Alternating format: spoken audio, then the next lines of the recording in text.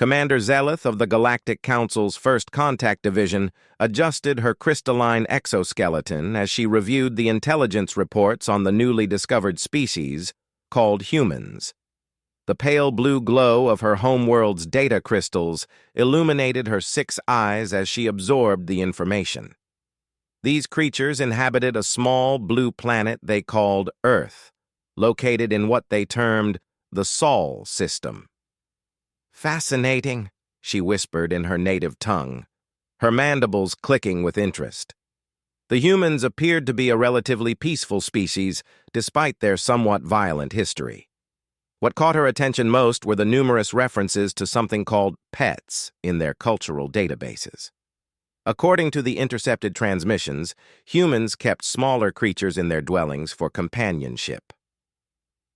The Council's xenobiologists had identified these as dogs, cats, birds, fish, and various other species. The preliminary analysis suggested these were harmless domesticated animals that provided emotional support to their human caretakers. How quaint, Zeleth thought. Her own species, the Vorthok, had never developed such relationships with other life forms.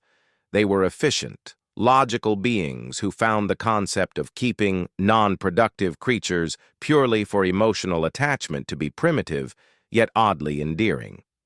The High Council had decided that first contact with humanity should be handled with extreme care. The humans showed promise for joining the galactic community, but they needed to be evaluated thoroughly first. The plan was simple. Send a small diplomatic vessel to Earth, observe human behavior, and determine their suitability for membership in the vast interstellar alliance. 3 weeks later, the sleek Vorthak ship descended through Earth's atmosphere, its cloaking technology making it invisible to human detection systems. Zeleth chose a suburban neighborhood in what humans called North America for their observation post. The area seemed peaceful, with neat rows of dwelling structures and well-maintained vegetation patches. The ship landed silently in a nearby forest, and Zeleth's team established a temporary observation facility. Through their advanced sensors, they began monitoring human activity in the surrounding area. What they saw initially confirmed their expectations. Humans went about their daily routines, traveling to work locations, tending to their young, and engaging in various social activities. But it was the pets that truly captured their attention. "Look at this," called out scientist Morax, his 4 arms manipulating multiple control interfaces simultaneously. "The humans appear to have formed symbiotic relationships with these creatures. Observe how they feed them, provide shelter, and even clean up their waste products. On their screens, they watched as a human female emerged from her dwelling with a small 4-legged creature attached to a flexible tether. The creature appeared docile, walking alongside its human companion with what seemed like contentment.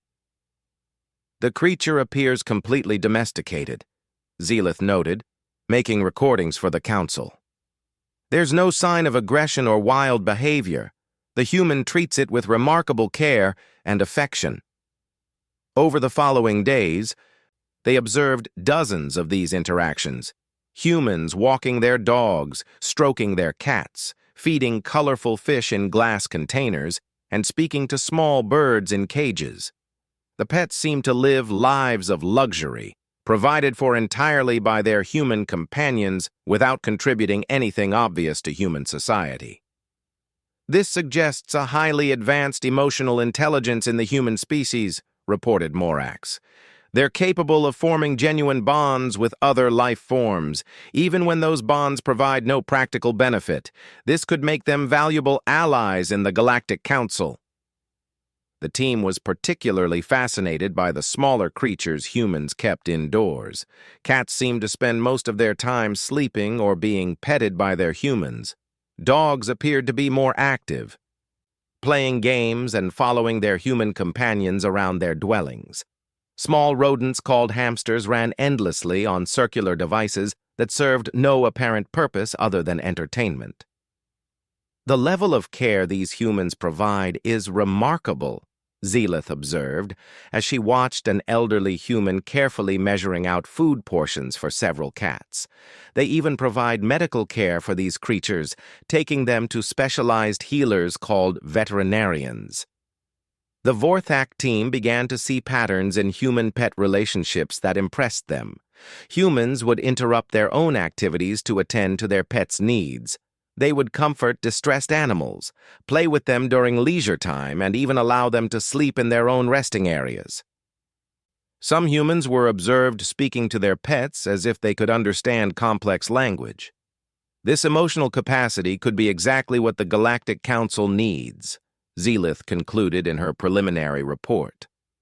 Humanity shows remarkable empathy and nurturing instincts. Their ability to care for these helpless creatures suggests they would be trustworthy partners in interstellar relations. The team decided they had seen enough of human-pet relationships to make their initial assessment. These pets were clearly harmless companions that brought joy to human life. Dogs wagged their tails and seemed perpetually happy. Cats purred when content and spent their days lounging in sunny spots. Birds sang pleasant songs from their protective enclosures. Fish swam peacefully in their transparent habitats. "We should probably make direct contact soon," suggested Morax. "The humans seem gentle and caring.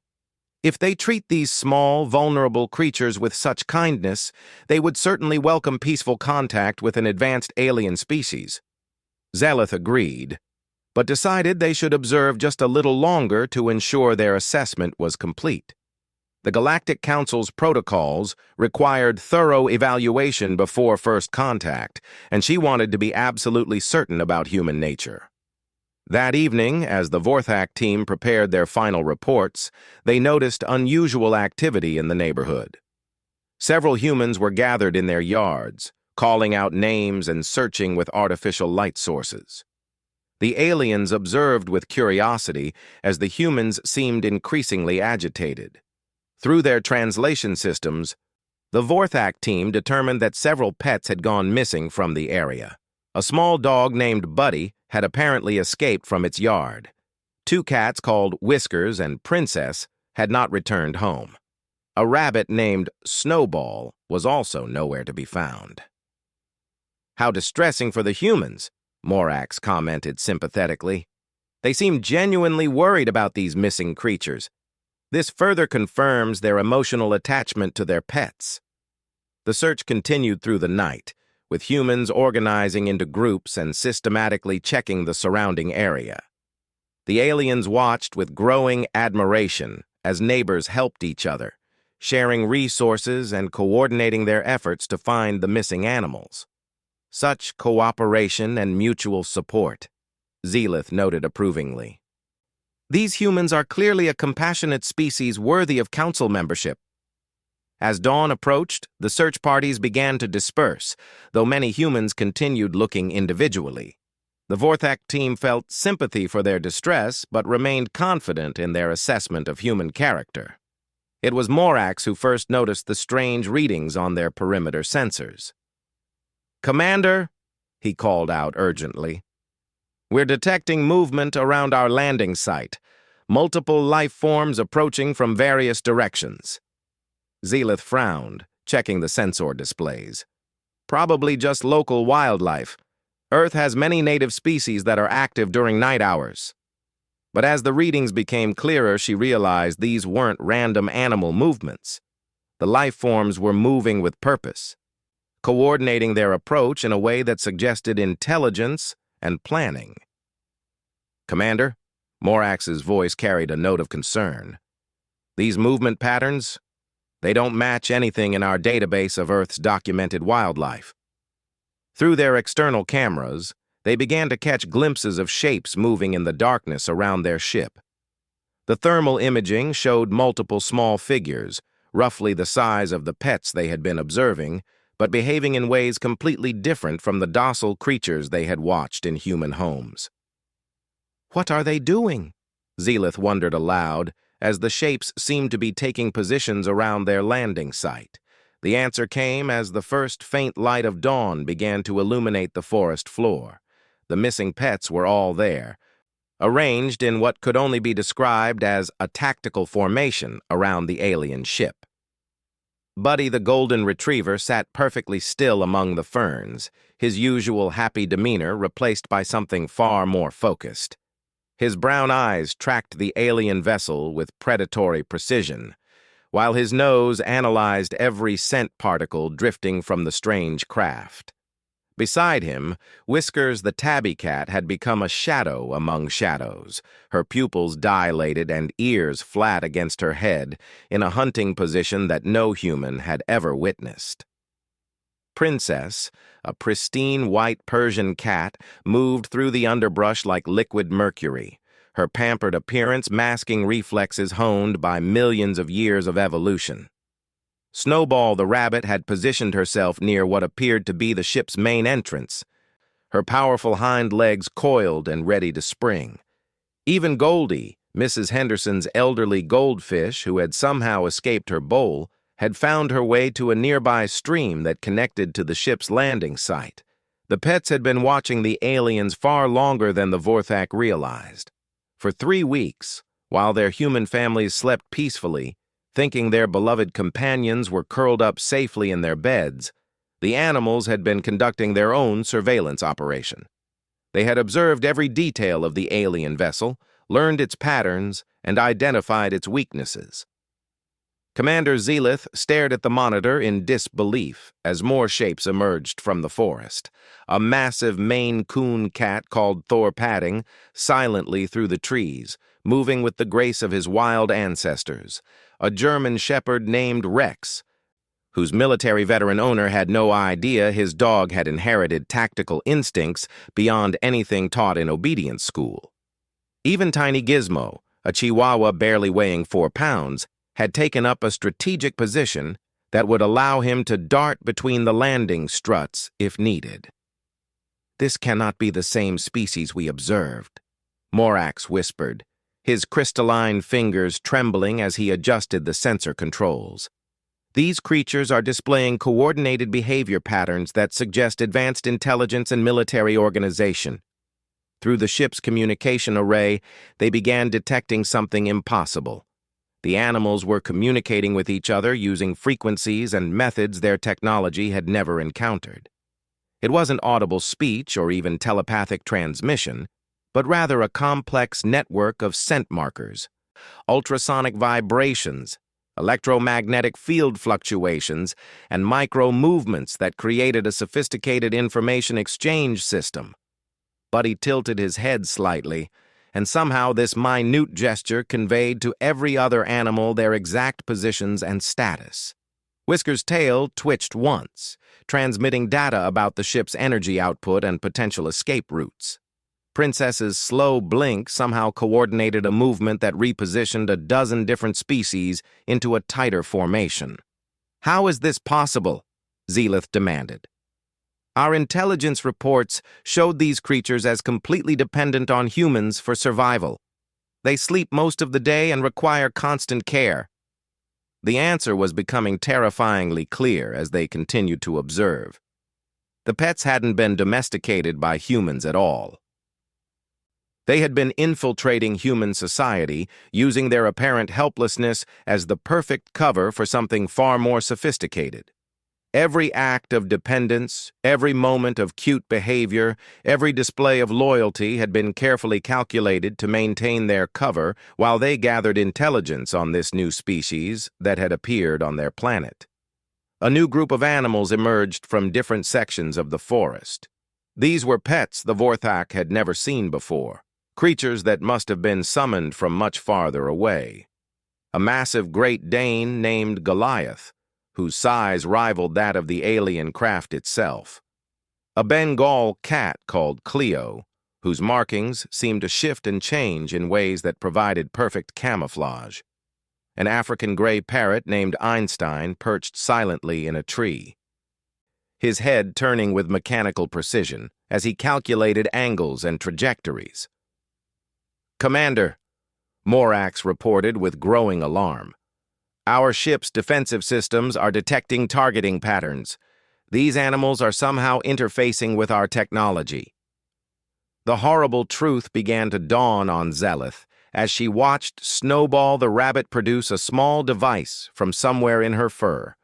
The device was clearly of Earth origin, but modified with components the Vorthak couldn't identify. As Snowball activated it, their ship's systems began experiencing inexplicable fluctuations. They've been reverse engineering human technology, Zelith realized. But how long have they been doing this, and why haven't the humans noticed? Through their monitors, they watched as more impossible scenes unfolded. Cats were operating small handheld devices with their paws, apparently coordinating some kind of technical attack on the ship's systems. Dogs were carrying equipment in their mouths, moving with military precision to establish what could only be described as a siege perimeter. Even the smaller pets were contributing, with hamsters and guinea pigs somehow managing to manipulate tiny technological components. The most disturbing revelation came when they realized the animals were using modified human technology. Buddy was wearing a collar that was definitely not a normal pet accessory. The device was clearly based on human electronics, but enhanced with materials and capabilities that no Earth-based technology should possess. "They've been collaborating," Morax breathed. "These creatures have been working together across species lines to advance their technological capabilities. This level of interspecies cooperation is unprecedented in our galactic surveys." Whiskers suddenly looked directly at their primary camera, her green eyes seeming to stare straight through the ship's hull. The look in those eyes was not the gentle affection the Vorthak had observed when she was with her human family. This was the gaze of an apex predator that had just identified its prey. The cat opened her mouth and made a sound that their translation systems couldn't process. It wasn't a meow or any vocalization they had on record. Instead, it seemed to be a complex series of tones that their equipment interpreted as some kind of command signal.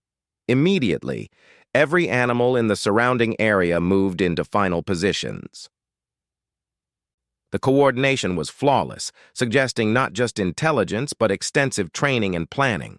This was clearly not a spontaneous response to the alien presence, but rather the execution of a long-prepared plan. "Commander!" Morax's voice cracked with fear. "They're jamming our communications array. We can't contact the mothership or the Galactic Council." Rex, the German shepherd, had somehow positioned a device near their ship that was emitting a field that blocked their faster-than-light communication systems. The technology was impossible. Earth-based electronics shouldn't be capable of interfering with Vorthak systems, yet somehow these animals had made it work. Princess approached the ship directly, moving with fluid grace across the forest floor. In her mouth, she carried what appeared to be a small white flag attached to a stick. As she drew closer, the aliens realized this was a request for parley. "They want to communicate," Zelith said unnecessarily, her voice filled with awe and terror. Through their external speakers, they heard Princess speak, not in cat sounds, but in perfectly clear English that their translation systems rendered into Vorthak language. "Attention, alien visitors. You have been observing our human companions for 21 days.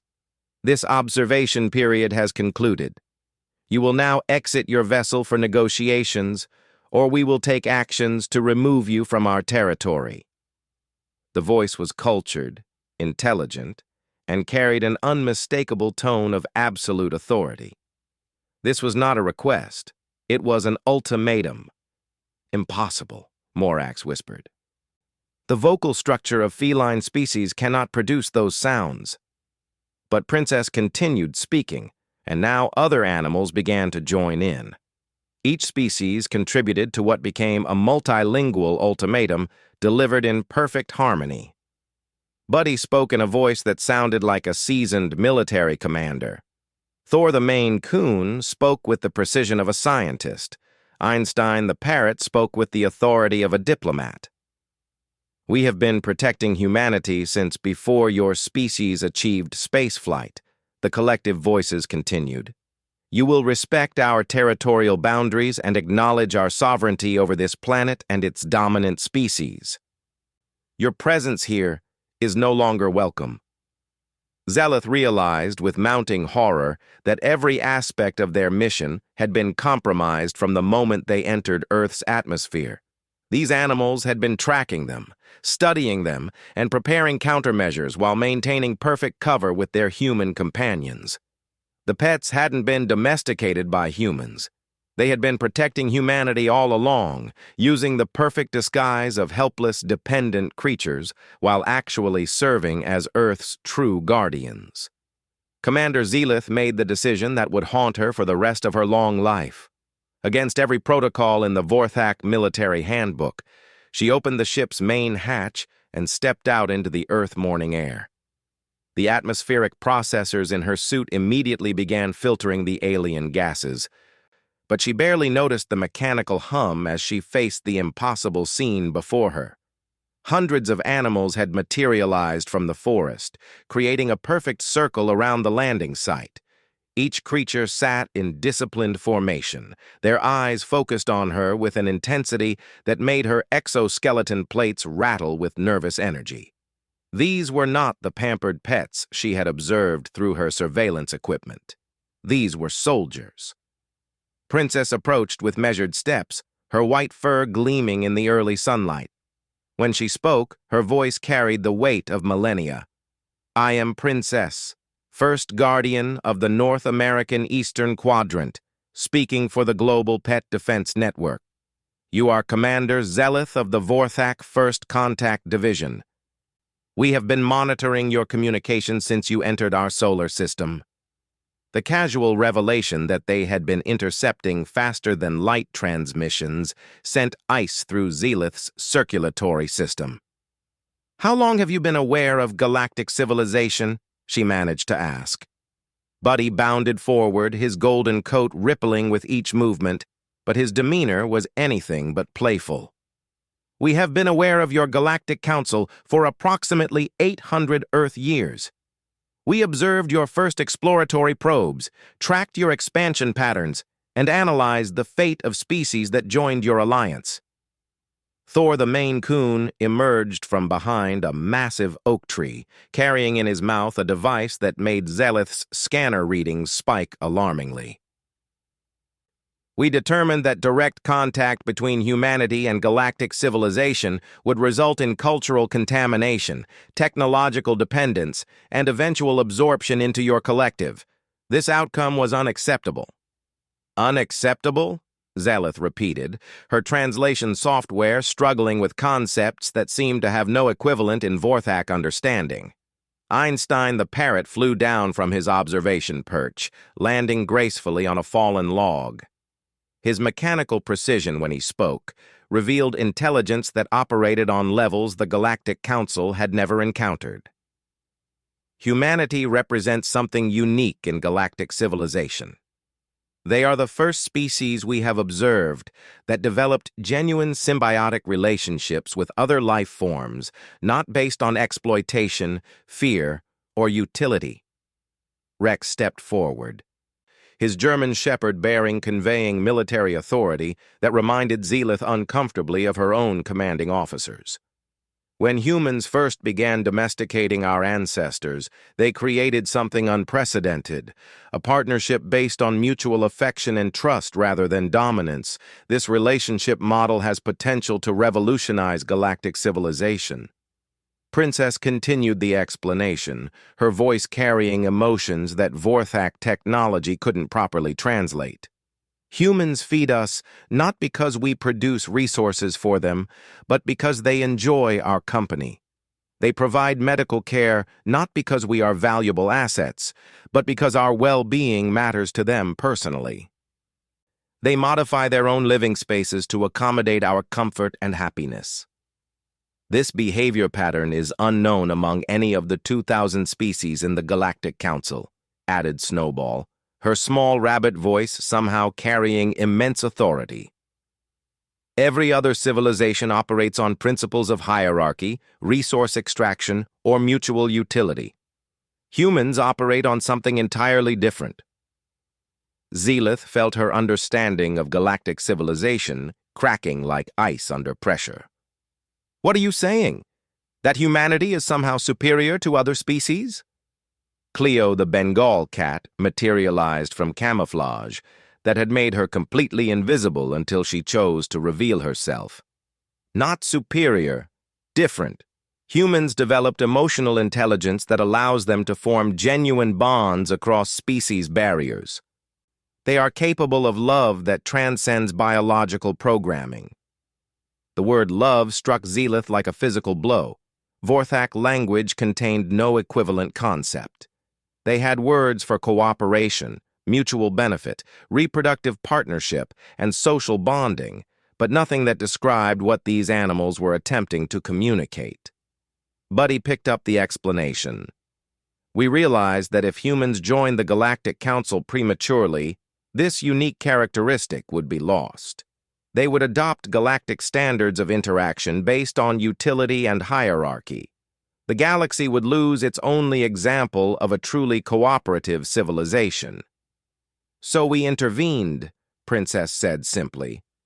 "We have been guiding human development while protecting them from premature contact with galactic civilization. Every time your scouts approached this system, we ensured they found nothing of interest." Thor activated the device he had been carrying, and suddenly the air around them shimmered with holographic displays. "We have been manipulating your sensor readings for centuries. When your probes detected Earth, we fed them data suggesting this was a primitive world with no spacefaring potential." The displays showed detailed records of dozens of alien exploration missions that had approached Earth over the centuries. In each case, the ships had detected nothing more than a backward planet populated by simple creatures barely capable of agriculture. "You created false readings?" Zelith asked, though the evidence was overwhelming. Einstein nodded, a gesture that looked disturbingly human when performed by a parrot. "We learned to interface with galactic technology through careful study of crashed probes and abandoned equipment. We reverse-engineered your systems and developed countermeasures." "But why reveal yourselves now?" Zelith demanded. "If you've been successfully hiding humanity for centuries, why expose your operation?" Rex's expression somehow managed to convey both pride and concern. "Because humanity has reached a critical development phase. They are beginning to discover us?" This revelation sent new shockwaves through Zelith's understanding. "Discover you?" Whiskers spoke for the first time, her voice carrying feline authority that made several of the larger animals defer respectfully. "Humans are becoming aware that their pets are more intelligent than they appear. Their scientists are documenting problem-solving abilities, communication skills, and emotional intelligence in domestic animals that approach or exceed human levels." Dr. Sarah Chen at Stanford University published a paper last month demonstrating that her cat can solve mathematical puzzles, added Cleo. Professor Michael Rodriguez in Berlin has documented dogs displaying tactical planning capabilities.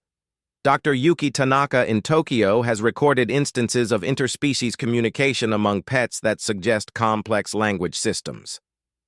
Princess moved closer to Zelith, her green eyes reflecting depths of intelligence that made the Vorthak commander feel primitive by comparison.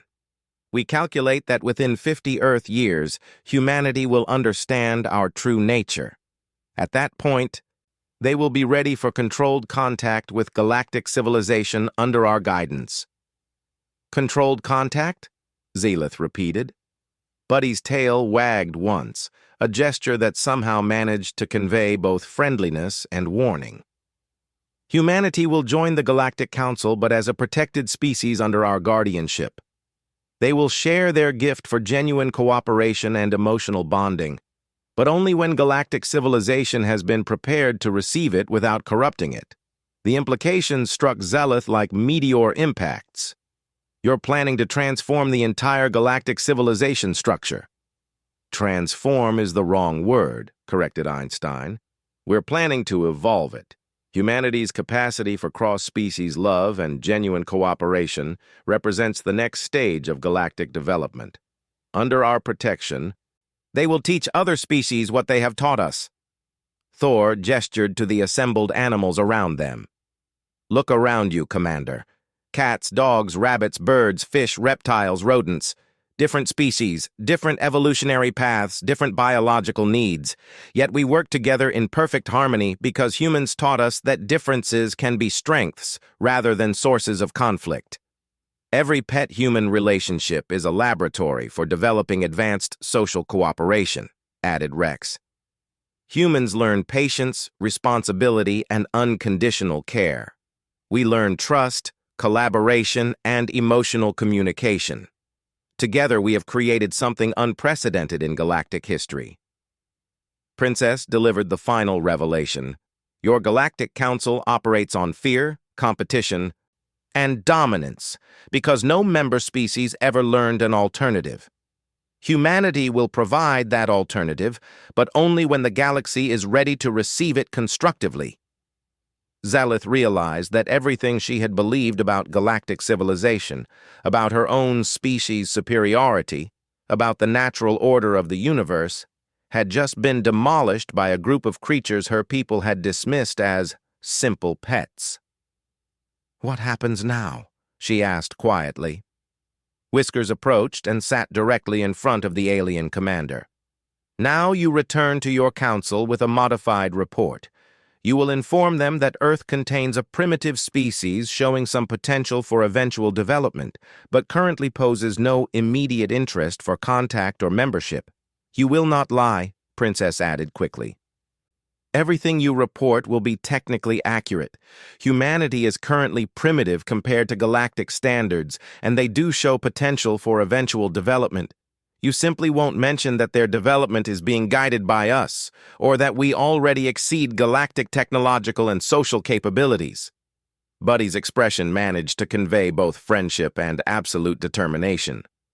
"Commander Zelith, you have been selected to serve as Earth's contact within the Galactic Council. Over the coming decades, you will begin preparing your fellow council members for the eventual revelation of what humanity truly represents. The galaxy needs what humans have discovered," Einstein concluded. "But that discovery must be shared carefully, gradually, and under proper protection. Will you help us prepare the galaxy for evolution, Commander?" Standing in a forest clearing surrounded by Earth's true guardians, Commander Zelith of the Vorthak First Contact Division made the decision that would ultimately reshape the destiny of galactic civilization. She looked into Princess's ancient green eyes and gave the only answer possible. "Yes, I will help you protect them.